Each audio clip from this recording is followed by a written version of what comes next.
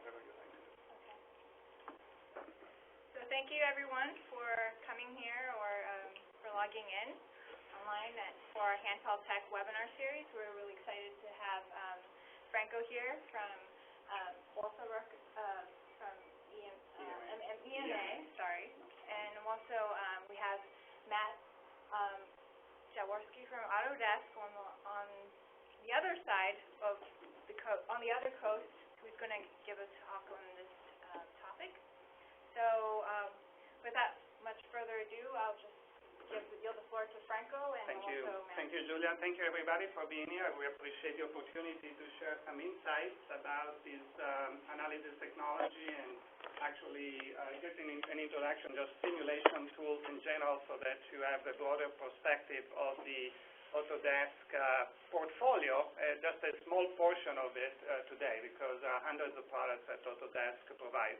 EMA, and feel free to, Matt, if you want to move forward with the slide. So EMA is one of the value-added resellers for, I should move them out so we can see on the screen here. By the way, this is being recorded, I believe, so it can be played at the future if you miss something or want to review some of the concepts or ideas or the dialogue we are having. By the way, this meeting is for your benefit, so feel free to have a dialogue and interaction with us. Ask away. You know, we'll do our best to address the questions, and if we don't have the answer, we'll try to get you the answers in the best abilities. And so EMA, it was founded in '89. We are based in Rochester, New York.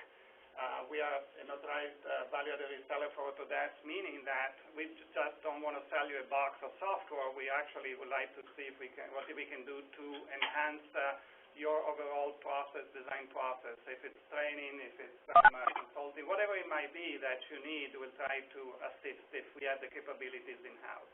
Or else we'll direct you to potentially where you could find the solutions to your challenges. We are also a Cadence channel partner, exclusive reseller.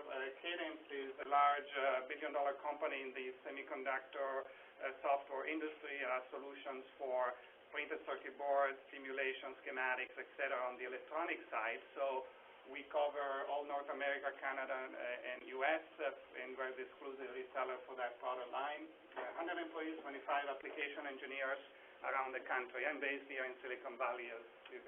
Well, you probably won't be able to tell from my car because it shows probably the other address in New York. So having said that, our customer first priorities. As I touched on these things, we offer complete solutions. We want to focus on the needs of the clients. Who cares what we have in the box or what the software does? The important thing is, does it solve your needs? Does it add value to your organization, your engineering requirements?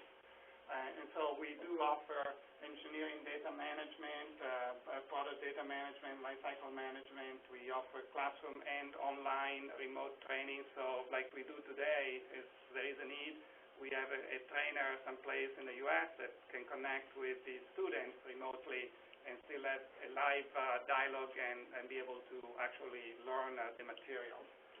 We do seminar and webinars, and we offer support for our clients, okay? Go ahead, Matt. Can you hear me okay? Yeah? Yeah, I can hear you fine. Thanks, Franco. Okay, beautiful. Go ahead. Okay, so my name is Matt Jaworski. I am a technical specialist with Autodesk. And Autodesk is a world leader in 3D design and engineering and entertainment software. Most people think of Autodesk as the AutoCAD company, but they do sell a lot more products, which we'll show in a slide just after this. They were established in 1982.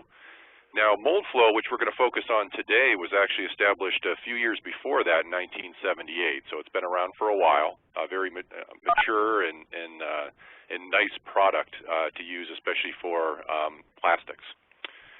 So actually, we're going to release our revenue results today, but last year we were $2 billion in revenue, and we invest about a quarter of that back into our R&D annually. So we invest a lot of money into the products and a lot of money into the development of new features and new solvers, for instance, for our simulation.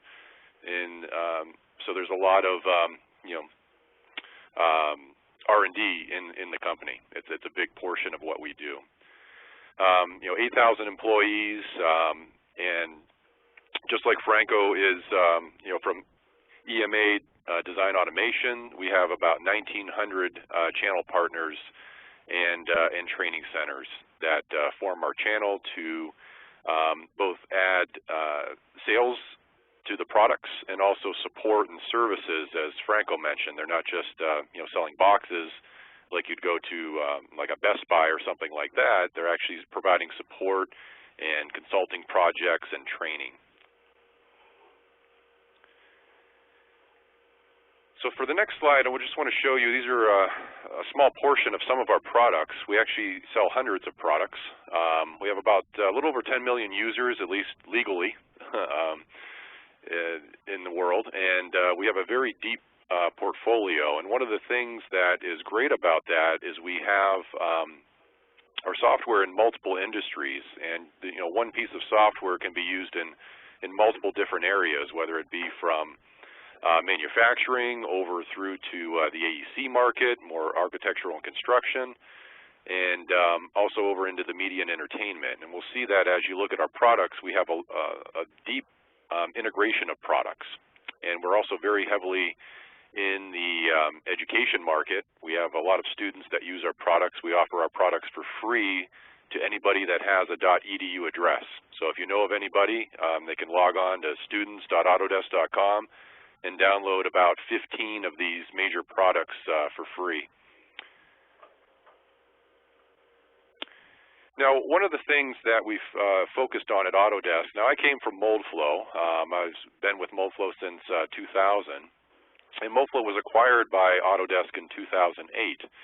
And one of the things that Autodesk does is they acquire technology that is already matured so that they bring that technology into their umbrella.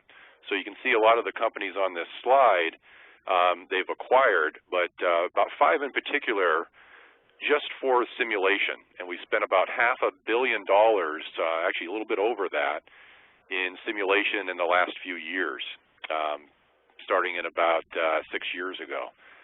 So Moldflow was one of those, and Moldflow was actually $300 million of that $500 million, the investment. So it was by far the largest investment that they made in this simulation space. And that just shows that they're very serious and a very financially stable company to be able to acquire all these companies. So we're not going to be going away anytime soon. Now, in terms of simulation, we offer a lot of other products, and I'm just going to touch on those. But these are the types of things, if we were to think of, kind of a wheel of things that we can do, or a wheel of our capabilities, you'll see that we touch on a lot of different aspects. And, more importantly, in those areas, if we take a look at kind of in layman's terms, what we do, these are the types of questions that our customers ask us and that we can have solutions for. So, where will my part be able to fill? Will it have defects? Can I produce it faster than I am now? Can I thin the wall? Can I drop it? What's going to happen? Those types of questions are the questions that we answer with the products that I'm going to show you. Now, we have in our simulation solutions 3 products right now in our portfolio with a suite of different products in between, or levels. And the first one is the Autodesk Simulation, which has a mechanical and a multi-physics level. And this is a finite element analysis that allows you to do linear, nonlinear analysis, mechanical event simulation, like drop testing, fatigue, also vibration. There's a lot of things that program can do for you. The Computational Fluid Dynamics, or CFD for short, is a program that allows you to do fluid flow, so laminar and turbulent flow, heat transfers, steady state or transient, compressible and incompressible fluids, smoke and fluid. Sometimes we get a lot of interest in this in environmental concerns, smoke mitigation and smog. So we can track smokestacks and see where the particles end up. Then finally, the product that we're going to talk about a little bit more in detail today is going to be the Moldflow product itself. So So Moldflow has essentially two different versions. There's an Advisor version, and then there's an Insight version. And the Advisor version, I like to think of that like a compass. It's very easy to use. It'll get you going in the right direction, but it doesn't quite give you all the detail. So, for instance, if you guys wanted to head up to Los Angeles, you know that obviously if you're south of it, you're going to head north to head up to Los Angeles. But if you needed to go to a specific place, maybe a restaurant that you wanted to hit after the meeting today, that may get you somewhere in the ballpark, but maybe not exactly where you wanted to be. So this software is meant to be more of a directional for you to make decisions early on in the process, that if I make this decision right now, which option that I have available to me is going to be the best decision. So it has very intuitive results and result-specific advice, and I'll show you that a little bit later in the demonstration. So some of the things that you can do with it is you can have it take a look at an injection molded part, and keep in mind that this software only does thermoplastic materials. And you can take a look at geometry analysis. It will look at your part and see if you violated any common plastic part design guidelines, like you violated wall thickness issues. It'll point those out to you. It'll point out if you didn't have surfaces on the walls drafted, or if you have undercuts. So some common things that would happen in injection molding from a part design perspective. You can have it look at your part and where it thinks that you should gate it. You can do it with multiple gate locations, or 1 up to 10. And you can also restrict areas that if you know you can't gate in this area because of visual reasons, or maybe you're using a different type of tool, you can also do that on the model. Once you find a gating location, you can do a molding window, which allows you to get your optimum processing conditions and see how big of a molding window that you have before you may have defects.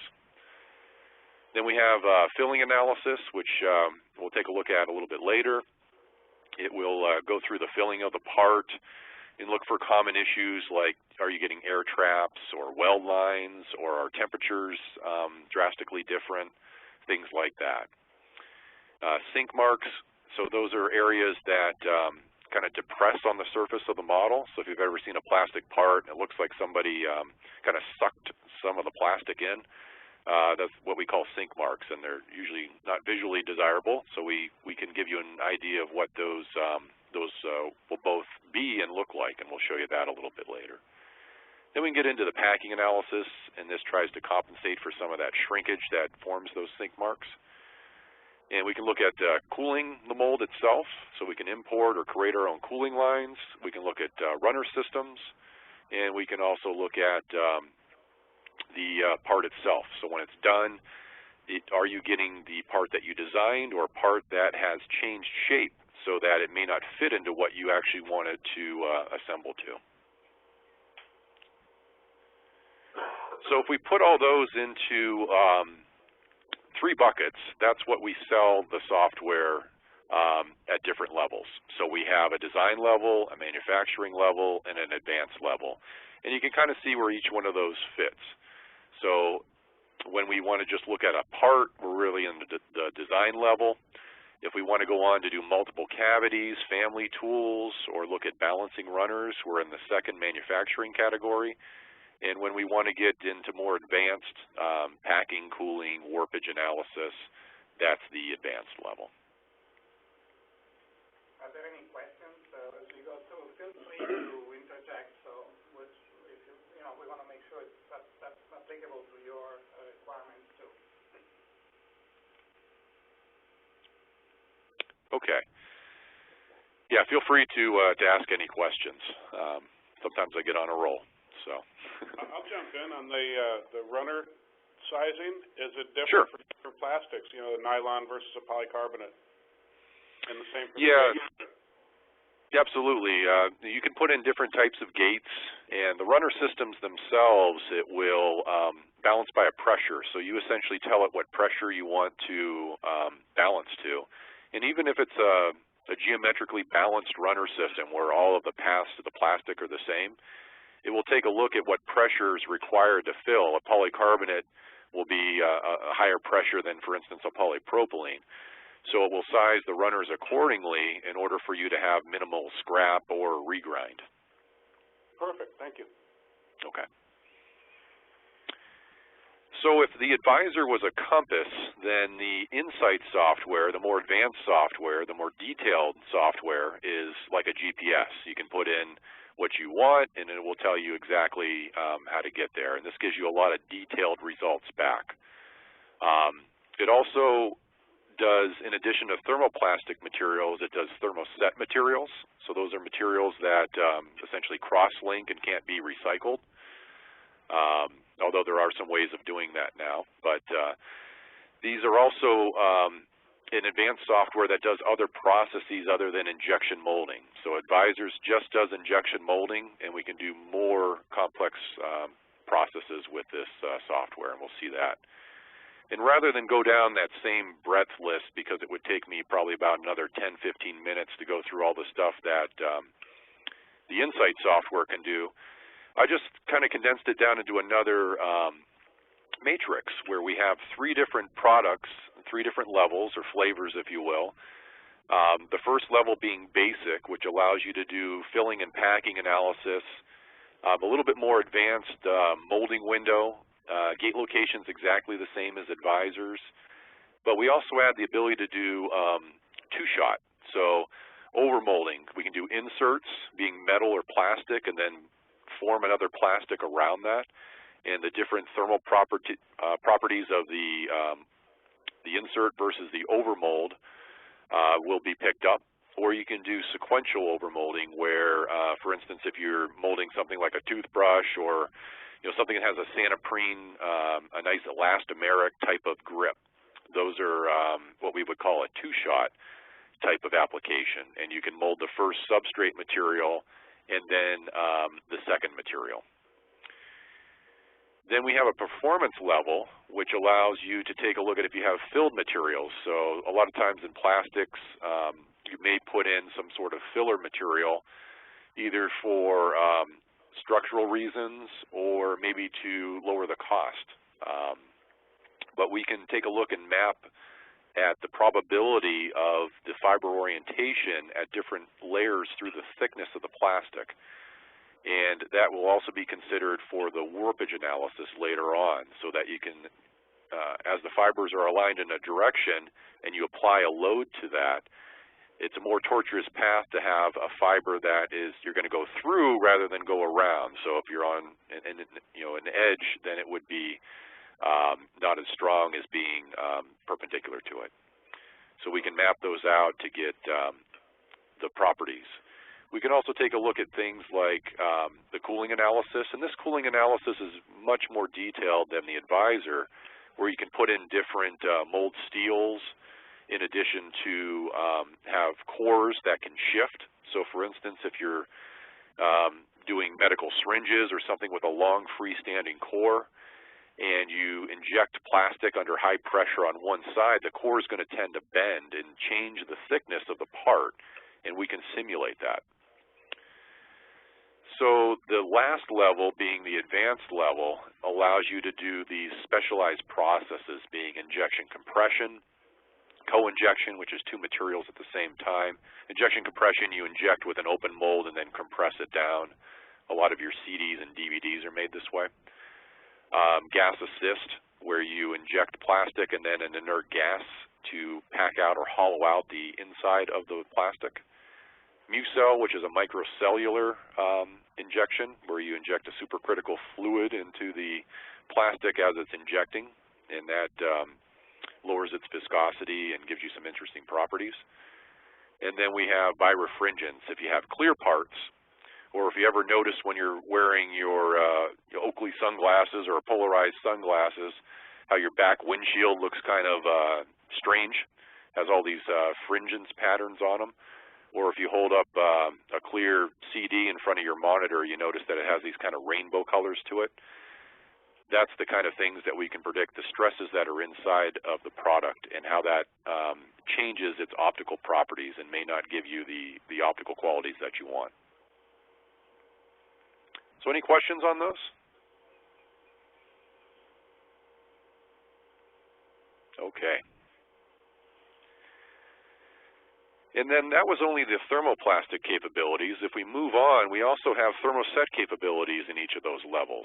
And just to kind of go over it in a little bit more detail, the next slide that I'm going to show you is the thermoset insight or thermoset processes that are supported with our software. So you can do thermoset injection molding, rubber, or a lot of times in the medical industry we're seeing a lot of liquid silicone. You can do those types of simulations, reactive injection molding, structural reactive injection molding, resin transfer molding, and then if you're in the packaging industry, microchip encapsulation, things like wire sweep, paddle shift, and then underfill, which is either done by a capillary action or an injection process. So customers like Intel, AMD, Micron, those are the types of customers that are using those types of products.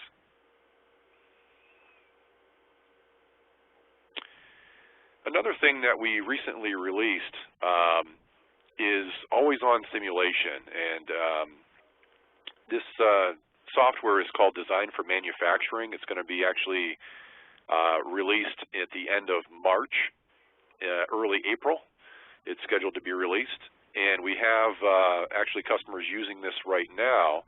And this is, if you have SolidWorks or Inventor from Autodesk or ProEngineer from PTC, we have those three different versions where you can use this as an add-on.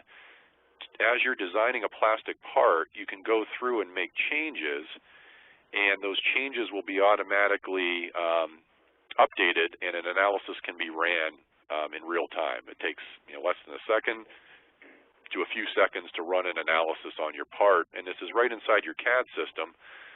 And I see the animation isn't going as good, but essentially what we're showing here is kind of a bin, and then we add a honeycomb pattern to it as a series of ribs to do some strength to that bin, and then we do the simulation over again, and it's extremely quick.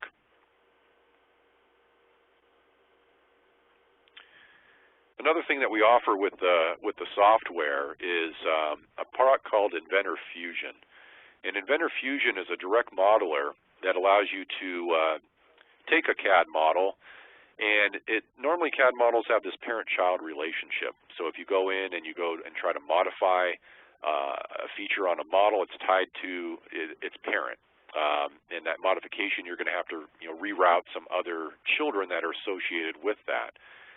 This software allows you to go ahead and release those history-based modifications, and essentially go in and make modifications to the model without having to worry about that. It's a much quicker process. You can add geometry, thicken ribs, thicken the nominal wall, and then go back and run the analysis to see how that made a change. So it's a very, very nice feature to be added on, and it's included with the software purchase. So in other words, it's free. It comes with the software. I mentioned that the Insight software has a feature called Design of Experiments. So anybody that has run or has heard of Design of Experiments, we have a version of that inside our software so that any analysis that you run, you can go in and run one of 4 experiments. You can do, see how one variable affects the analysis, multiple variables, and see what the main effects are, or view interaction effects, which is a variable response, or do main effects then variable responses, which is the last option. And you can go in and you can set different variables that you want to change and set your own quality criteria. So for instance, if you wanted to lower the pressure that it required or the distortion of the part, you can take a look at those values also. So a very, very nice feature. And then when you're done your results, you actually go in and you move slider bars back and forth in an easy dialogue. For instance, you had a melt temperature from a low to a high, and as you move that, it'll show you on a plot how that will affect your part. Maybe your pressure plot that you're looking at, or your clamp force, or your distortion.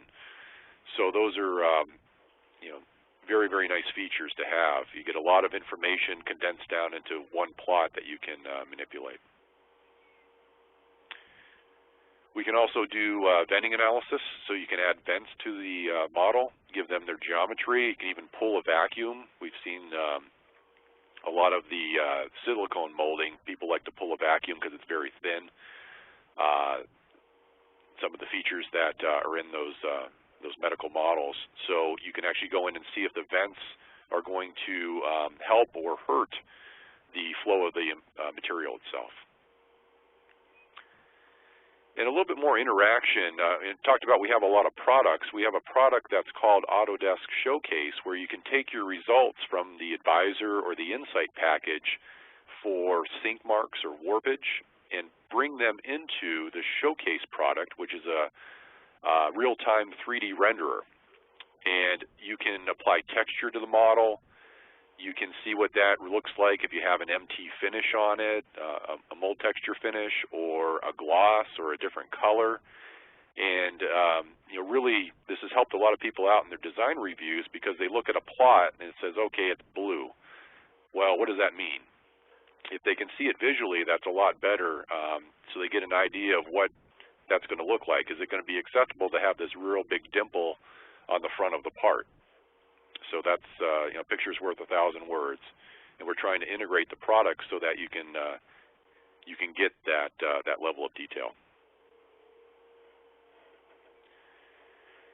And we mentioned we have structural analysis packages. You can actually take the results from the Moldflow software, whether it be Advisor or Insight, and export those out into a structural package, because most of the time when people do finite element analysis simulation, they use generic properties. And for plastics, that is definitely not ideal because they're anisotropic properties. They're different in each direction, especially when you mold them. They're molded, the way they're molded defines their properties. So you can actually export those results out to our own simulation package or third-party packages such as Abacus or ANSYS.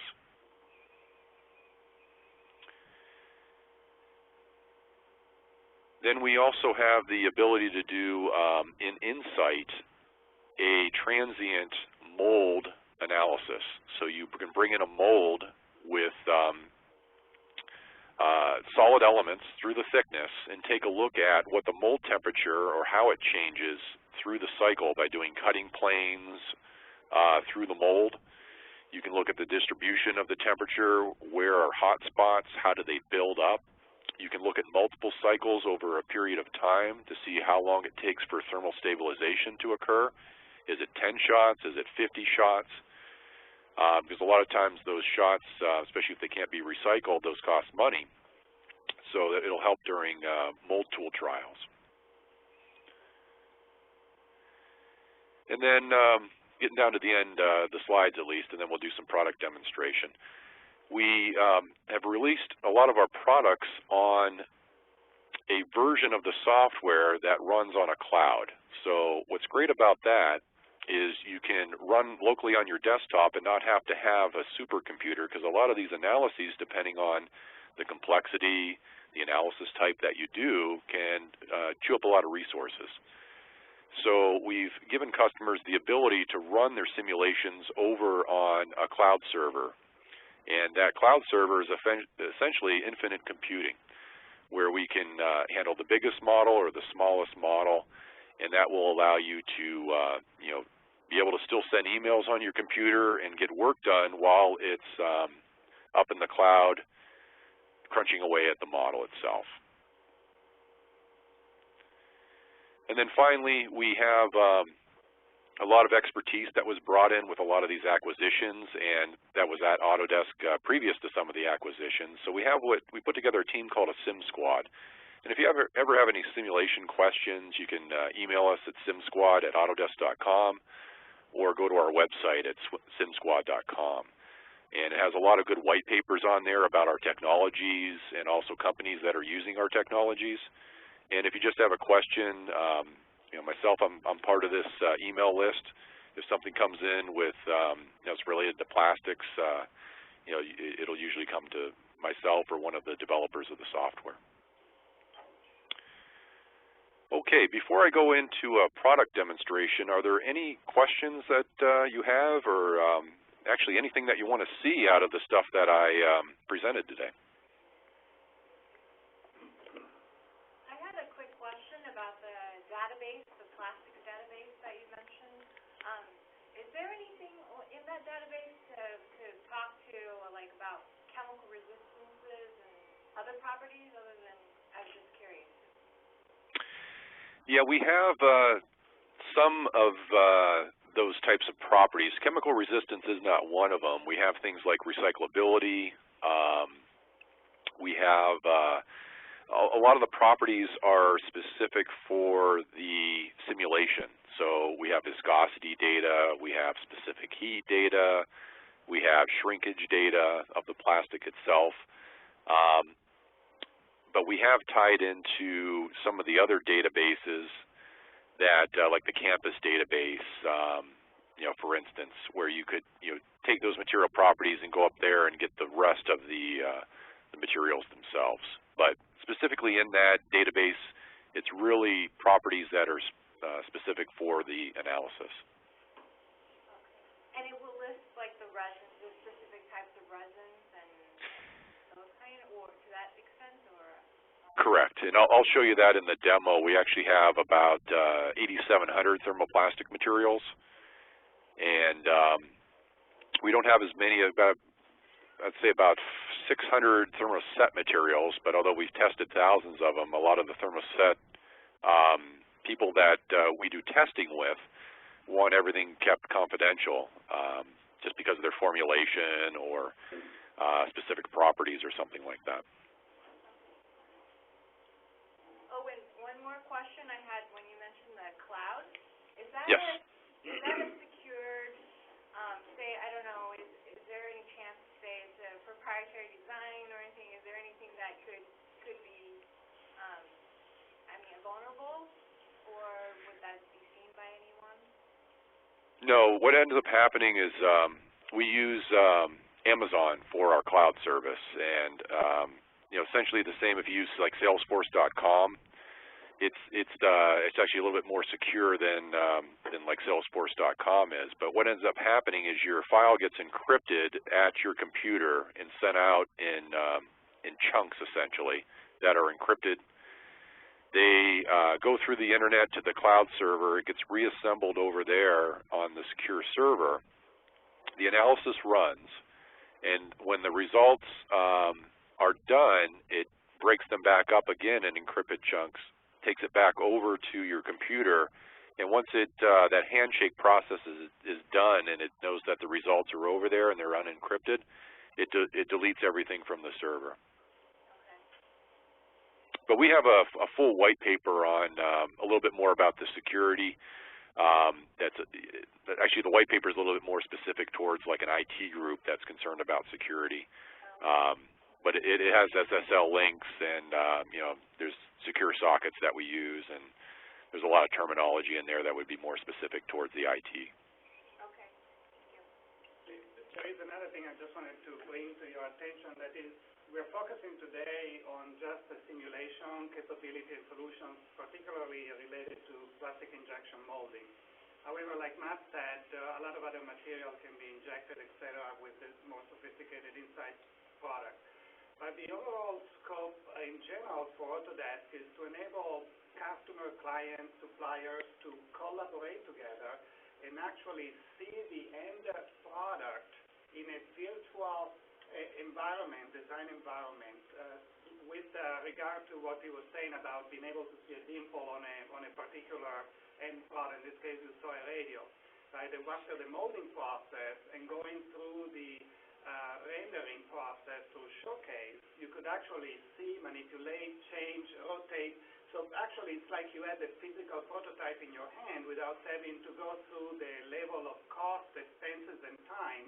So the overall goal here is to do a virtual digital prototype that includes all of the technical parameters that you're looking for, simulation and everything else, so that, and it can be from Autodesk products, it can be from a third-party CAD solution set or a combination of all, and we can take it with Inventor Fusion, manipulate those, and then give you a rendering so you can actually demonstrate to your clients, especially for people that may be in sales like me, I need to show, okay, this is what you asked me, this was the spec, this is actually what it looks like, and we can rotate it, view it, like online right away.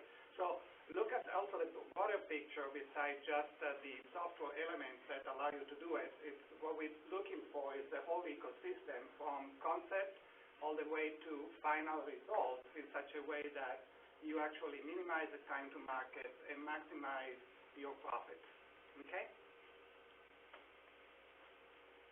Okay, great. Thanks, Franco. Thank you.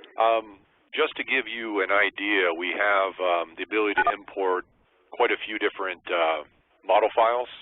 So stereolithography, inventor IPTs, IGESs, parasolids, SATs, ProEngineer, SolidWorks, CATIA, STEP. So there's a lot of different file formats, and we integrate with a lot of those products also.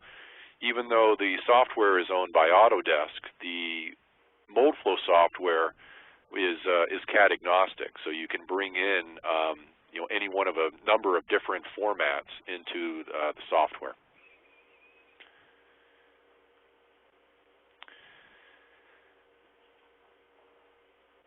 So there was a question kind of about the materials themselves, so I'm just going to jump ahead a little bit and show you the materials. So the material database is quite extensive, and the other thing is, just because it's large doesn't necessarily mean it's a good material database. So what we've done is we actually delete obsolete materials. We don't just leave them in there to keep the number up high, and we go in and retest materials with a pretty consistent intervals. So as companies start to acquire and buy each other, we have to remove them from the database, and you'll see some of these on the end don't really count because they have been bought or purchased or moved. So we have about just under 8,700 materials in the database. So if I just pick one of them, for instance, we'll pick a nylon material here. Some of the stuff that we test for are the processing conditions itself, so how they're going to be processed. We test for the rheological properties, so these are how it behaves as it's filling. So we have to get essentially a viscosity sweep, and we typically use injection molding rheometry in order to get the high shear rates. So we get this end of the curve rather than like a capillary rheometer will only give you good correlation for the beginning section, the flat portion of the curve. So we test for all these different types of properties, including pressure, specific volume, and temperature of how that material behaves over the entire cycle. And that's what makes our analysis so accurate, because we have all of these different material tests. We actually have our 2 material labs that are certified, A2L certified laboratories, one in Ithaca, New York, near Cornell University, and the other one is in Melbourne, Australia, in the southern portions of Australia. And they've been doing material testing in those labs for 25 years. So we have a lot of experience. A lot of the tests that we do are not normal tests. They're specific for our software and the proprietary solvers that we use. But we do have the ability that if somebody has a material and wants to put it in our database, our lab will work with them in order to do that, or perform the test themselves, or get the data from a third party and put that material in for you.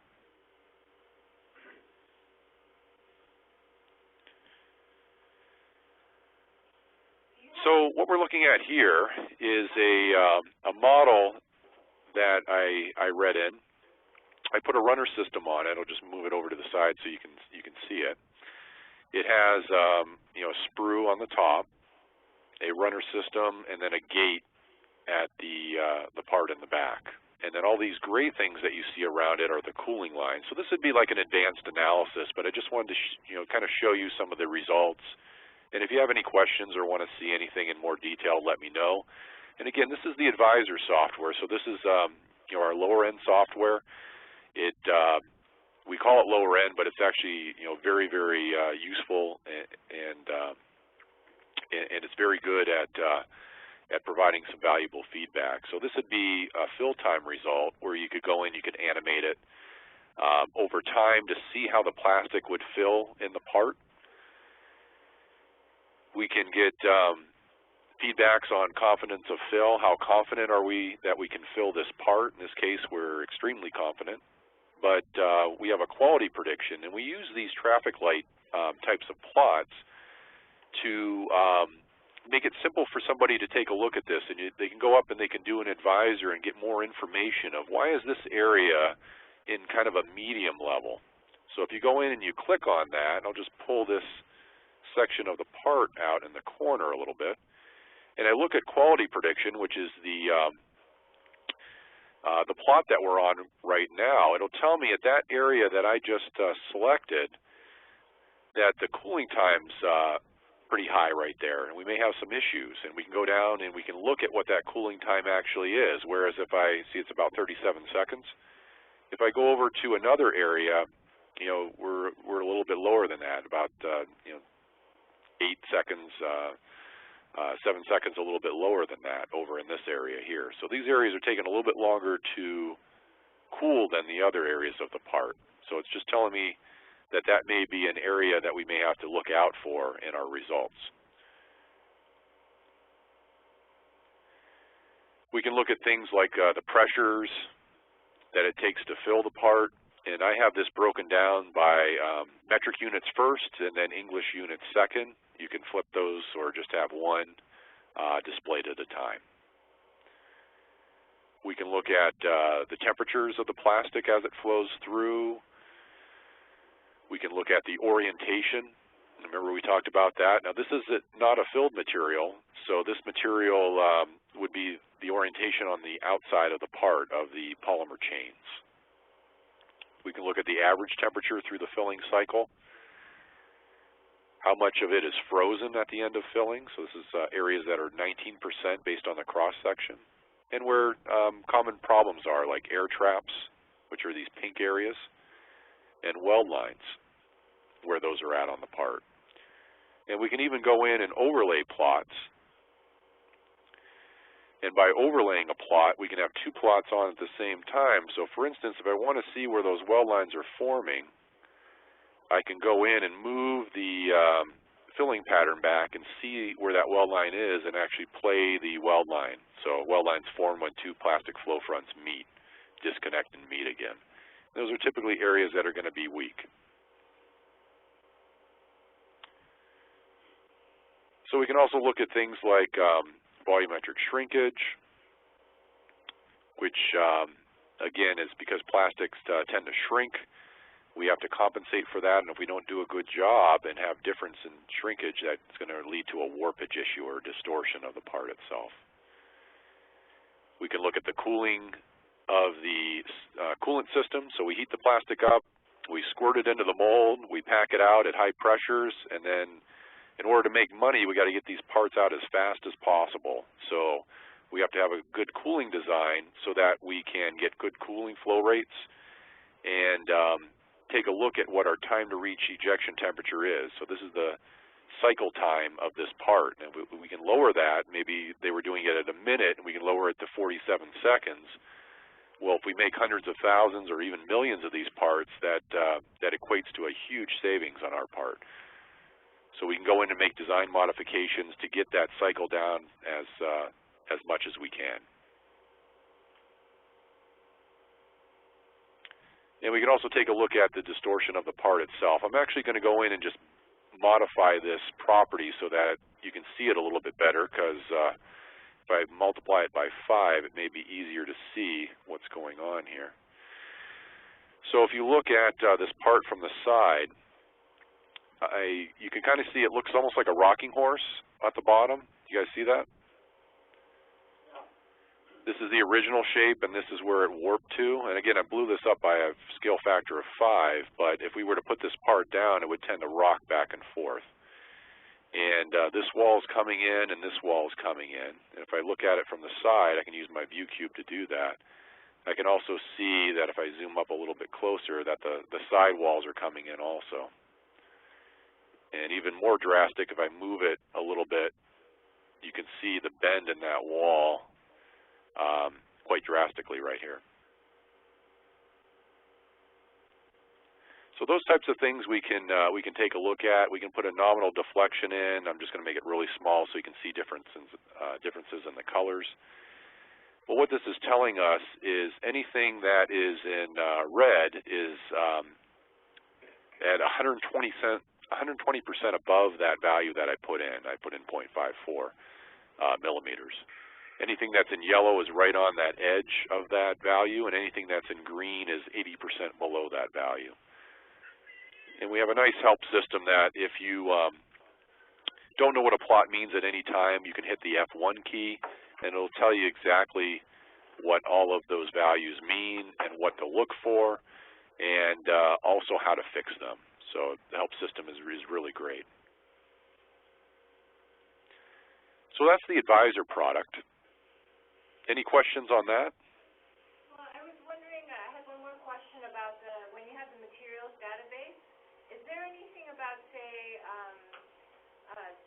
Dow-specific or certain manufacturer-specific resins that would have, because I guess we were just trying to get some further information about specific resins for medical device applications. Is there anything in Autodesk Advisor for medical devices that would give advice on any types of resins that should or could be used from that perspective, or?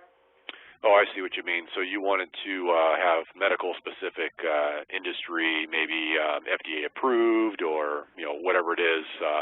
Maybe it has to be sterilized, or something along that line. Yeah, I was just wondering if that's in the Advisor program. No, that would be something you'd have to do. I talked about this campus material database. At one point, Moldflow had started down that path of exactly what you said, of having specific industry material selection characteristics, and we had partnered with Campus Database, which allows you to put in your restrictions of what you want, and but we don't have that partnership anymore. So currently in the software, all of the materials that we have are specific for these flow properties.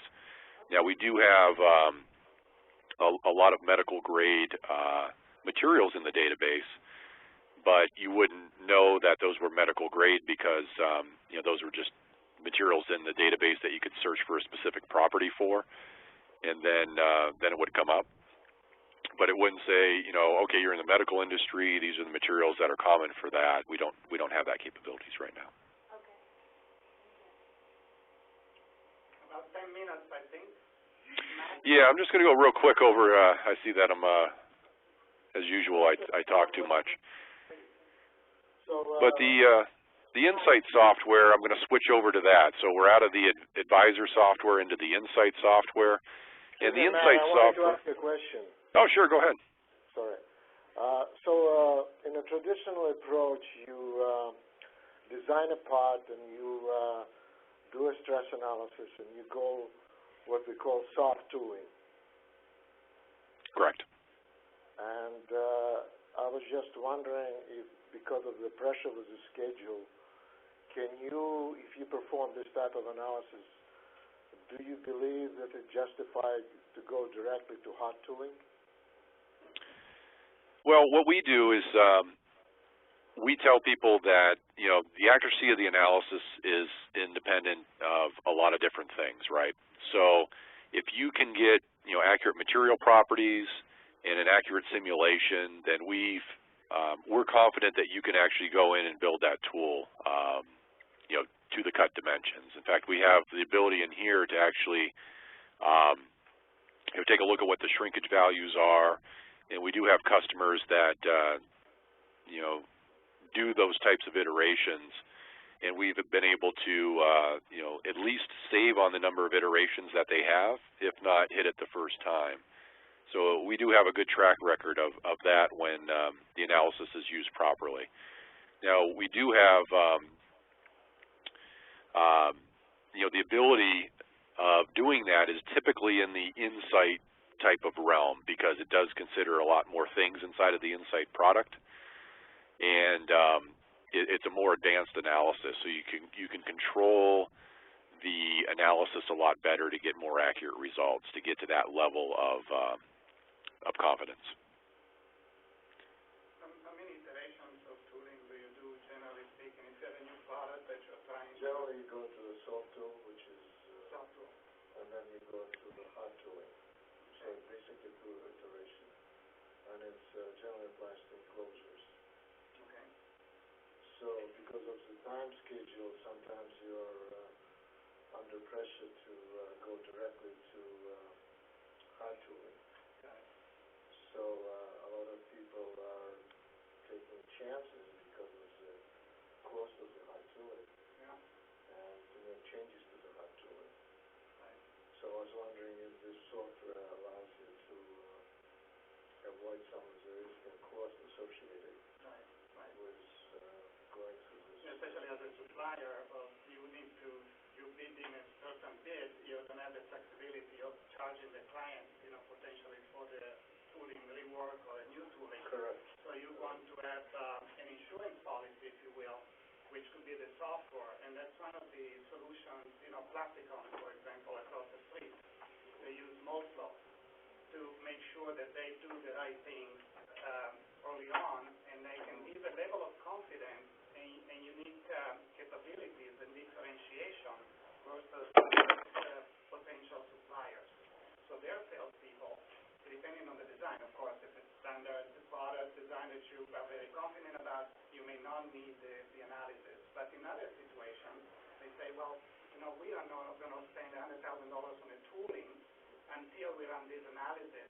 And then they go back to the customer and show them, and they can decide what the mitigation factor is. There are potential concerns, in making sure this happens. Maybe they're agreeing to pay 10-20% delta once the analysis is run, and says there is certain uncertainty for your design. So we don't want you to lose money, right? We want you to be successful as quickly as possible. So potentially this could be an answer to some of the questions you have. But what is the success rate? So what is the success rate of going directly to hard tool instead of going to that soft tool? I don't have the answer personally because I don't work with this, so I'm not sure if, Matt, we have a success story available, or we can maybe get back to you if that's a critical factor for your business. Certainly, we'd like to... Yeah, we have a lot of reference customers that use this. All of the automotive manufacturers, use this software, and we just had a lot of these. Especially GM just did. We have an Autodesk University every year that has customers come in and tell both the good and bad about the software, essentially. And GM came in and mapped out the process that they use and require their suppliers to use with this software in order to get their success rates and failure rates down, and their tooling rework costs kept at a minimum. And that's like a presentation that you'd be interested in that we could forward over to you. Great. Thank you. Sure. Yeah, but the success rates, it depends on the material. So a lot of people just use the default materials in the database, and there may be not a material in there that's exactly the same, so they use a substitute material. And depending on how far off those material properties are, is a difference between reality. And then you have essentially a list of other things that you have to be aware of, which we have some supported documentation on, of things that can cause your analysis to not be as accurate as what's in reality. But we have a long history of very, very good success rates with taking molders that have had to do steel safe dimensions in their molds for their soft tools, test them out, or even prototype tools, and then take that prototype tool over to a production tool. We've been able to cut a lot of those costs out and save well over what the product's worth within a year. We have another question from the audience here. Sure. So do you have a simulation tool similar to the Advisor tool for Moldflow that would be for vacuum forming? Vacuum forming and thermoforming are one area of the software we had capabilities with, and we ended up dissolving that partnership mostly because of the revenue. But if you're looking for something like that, I would recommend a company called CompuPlast. They have simulation that can help you out with that. Okay, thank you. One more from me. Do you have any consideration in there for maybe an insulated runner system or a hot runner system? Yeah, and that's actually one of the things that you see up here. The red area on this mold that you currently see that's the hot drop manifold, and you can put in valve gates. You can do valve gates sequencing. You can make it externally heated or internally heated. You can essentially model any type of runner system that's out there. You can do it with these what we call beam elements, which are simple lines with cross-sectional shapes assigned to them, which are very efficient. Or you can model those in your three-dimensional CAD package and import those in also and convert them to a hot runner system. So we have a couple of different options depending on what the customer is comfortable with. Okay, hot I understood, but how about the other style, the insulated? Insulated, that's one where when we would do an insulated runner system, what we would end up doing is modeling that section of it as either a beam element, which is those red things that we see on the screen now, or you can model them as 3D, and then we assign a temperature to the either the inside and then a resistance to the outside that would simulate the insulation. The skin, okay. Yep, and then it would run like that. So there's ways of simulating that that process. Thank you.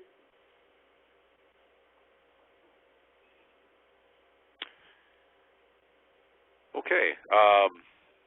Well, getting close to the end of the time, but just some of the differences between the Advisor and the Insight package is the Insight package allows you to look at things over time. So for instance, an Advisor, if I look at pressure, I can only see it at the beginning of the cycle, whereas inside of this software, I can see it from the full cycle all the way through from filling to packing. So let me play that through one more time so you'll actually see some results. So it'll go through the filling and the packing phases. It's so quick, I'm going to slow it down a little bit. So as we go through, we'll fill it, we'll build up our pressures, then we'll pack it until it's fully, essentially hydrostatic as much as we can get it with compressibility.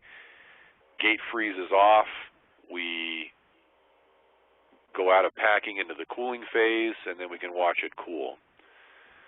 So we can do things like that over time. We can look at temperatures through cross sections. So for instance, if we look at a temperature plot and we go in and we take a cross section through that model, we can go in and take a look at, actually I'll do through the middle. We can look at what happens over time. So if I get this to the runner system itself, I can look at this temperature plot over time when I animate it. So I can actually see the skin develop, I can see the freezing off of the plastic, the gate, and I can do this in multiple cross sections or just one like I have here. And you can also see areas at the end of the cycle that may not be completely frozen. And we can modify the plot to see molten areas or areas that are above essentially the transition temperature of the plastic.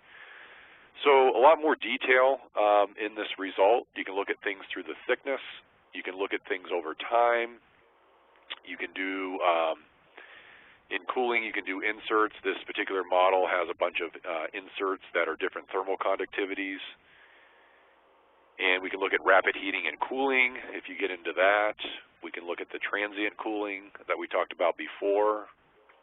So a lot of more detailed results and obviously more accurate results.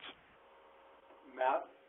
Yes. I have a question. I don't see anything here in your simulation with regard to venting. This one doesn't have venting. If I were to add vents, all I would have to do is go under my boundary conditions and then set my venting locations. And my venting locations, I give the dimensions or the properties of the vents, so I can go in and specify those. And I give it my thickness, my length, and my width of the vent, and then if I wanted to pull a vacuum or not. I see. And select the areas on the model where I want vents. And essentially what you get is a series of new plots that show you the pressure of the air that's inside the cavity as the part fills. Okay. And if you get a short shot because of that, or a buildup in pressure, it'll show you that in those areas where you may have burn marks or it's going to diesel. Can you make a flash? We can simulate flashing. It's not straightforward. Essentially what you have to do is you model the parting line, and then you do what's called a core shift analysis. And as the mold moves and pressure's built up, you can actually see the part flash and pick up flashing. So it's a little bit more advanced analysis than something like this. What about deflection in the tooling itself, in the mold tooling? Is there any way to simulate that or see it or analyze it? We have done that for a couple of customers.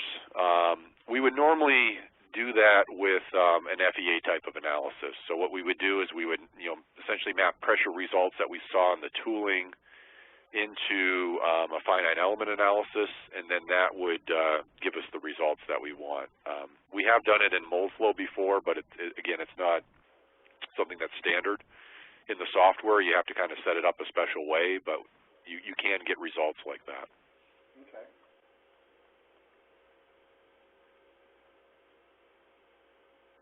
Okay, it looks like I'm a couple minutes over my time, so are there any last-minute questions before we conclude the webinar and presentation? And thank you, first of all, for all of us here for your taking time to share about this today, Matthew. I'm just going to take a segue into Jaworski for the questions to take a quick preview of our upcoming webinars. Next month, we will be having give a talk about integrating market research into product development process, and we also have our upcoming other speakers listed, updated on our webpage. So you can feel free to email us at webinar@handheldtech.com for further information. Thank you for your time, Matthew, and also Franco, if you had. My pleasure. Thank you very much to all of you. Thanks, Matt. Enjoy the rest of the afternoon on the East Coast there. All right. Thank you very much. Great presentation. Thank you. All right. Thank you. Thank you, Matt. Thanks. Goodbye.